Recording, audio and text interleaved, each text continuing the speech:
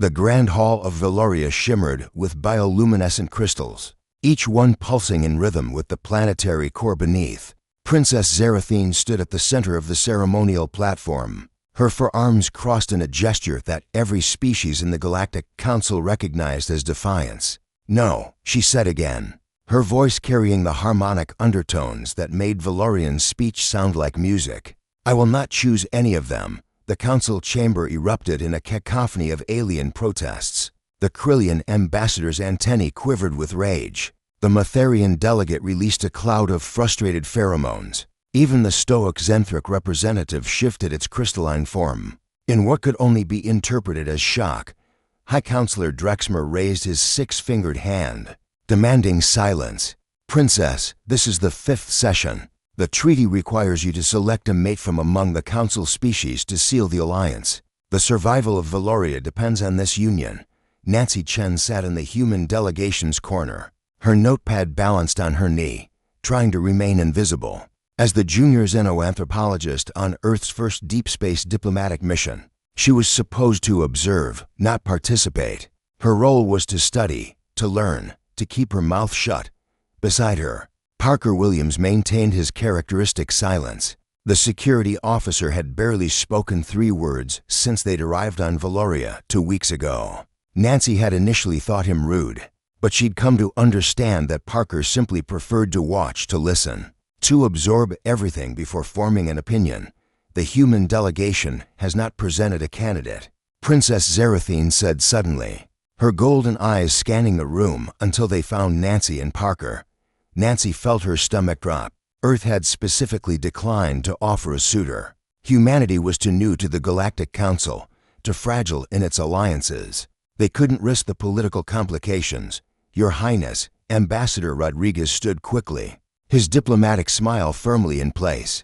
"As we explained, Earth respectfully declines to participate in the selection process. We're honored by the consideration, but I wasn't asking your permission, Ambassador."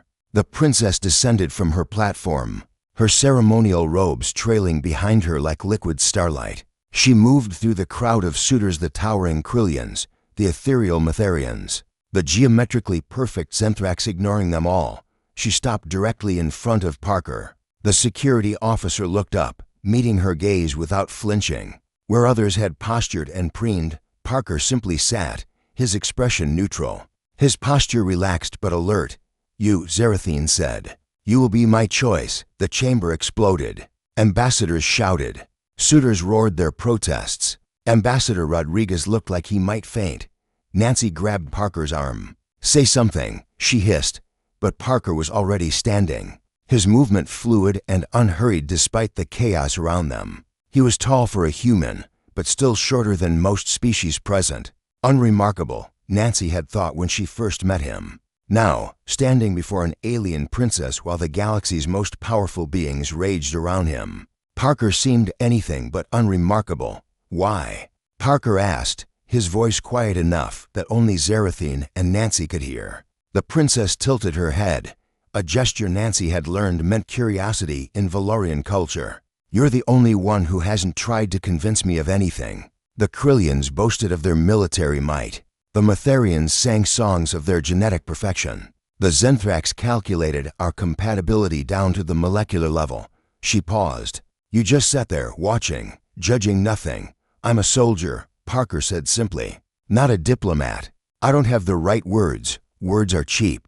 Zerathine's hands moved in a complex gesture Nancy recognized as a sign of respect. "Every suitor here has promised me the stars, but you're the first who hasn't pretended to know what I need." High Counselor Drexmer pushed through the crowd. "This is irregular. The human wasn't vetted, wasn't approved. The treaty says I may choose any representative of the council species." Zerathine interrupted. "Earth is a council species. He is human. The law is satisfied." Nancy watched as Parker processed this, his face revealing nothing. She knew him well enough by now to recognize the slight tension in his shoulders. The way his fingers tapped once against his thigh, his tells when he was thinking hard. "I'm not prince material," Parker finally said, looking at Zerathine. "I'm a soldier from Chicago who barely passed his xenocultural training. If you choose me, you're not getting a diplomat or a strategist. What am I getting, then? Parker considered this. Someone who'll tell you the truth. Someone who'll stand beside you without trying to stand in front of you. Someone who knows how to take orders from someone smarter than he is. He paused. And someone who's really good at protection detail, if that helps. For the first time since Nancy had arrived on Valoria, Princess Zerathine smiled. It was a remarkable expression on her alien features, 3 rows of crystalline teeth that caught the light like prisms, creating tiny rainbows in the air. Humanity, she said, addressing the room but keeping her eyes on Parker, has been dismissed by this council as primitive, too emotional, too violent, too unpredictable. She raised her voice. But they're the only species that sent someone who didn't see me as a prize to be won, or a problem to be solved. She extended her primary hand to Parker. He looked at it, then at Nancy. Nancy nodded, though she had no authority to do so. Parker took the princess's hand. The gesture was simple, but its implications rippled through the chamber like a shockwave. Earth, barely a century into space exploration, had just formed a direct alliance with one of the Council's most influential species. Ambassador Rodriguez was already on his comm, probably having a breakdown with Earth Command. The other suitors were filing out, some angry, some merely confused. The counselors huddled in groups, whispering about precedent and protocol. Nancy leaned close to Parker. You realize you just became the most important human in the galaxy, right?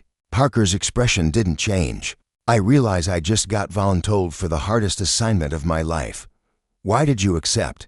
He glanced at her, then back at the princess, who was now engaged in what looked like a heated debate with High Counselor Drexmer. Because she's right. She doesn't need someone who thinks they have all the answers. She needs someone who knows how to stand guard while the people who actually know what they're doing get the work done. It was the most Nancy had ever heard Parker say at once. She smiled. Very human of you. Yeah, Parker said, watching as Zerathine argued down a counselor twice her size. That's kind of the point. As the session finally adjourned, and the reality of what had just happened began to settle over the chamber, Nancy couldn't help but think that perhaps humanity's greatest strength wasn't their technology, or their military or their diplomatic skills. Perhaps it was simply knowing when to speak and when to listen, and sending someone who understood the difference. The alien princess had refused all suitors, and then she'd pointed at a silent human who'd never asked to be chosen at all. Sometimes, Nancy thought, that's exactly what the galaxy needed. The end.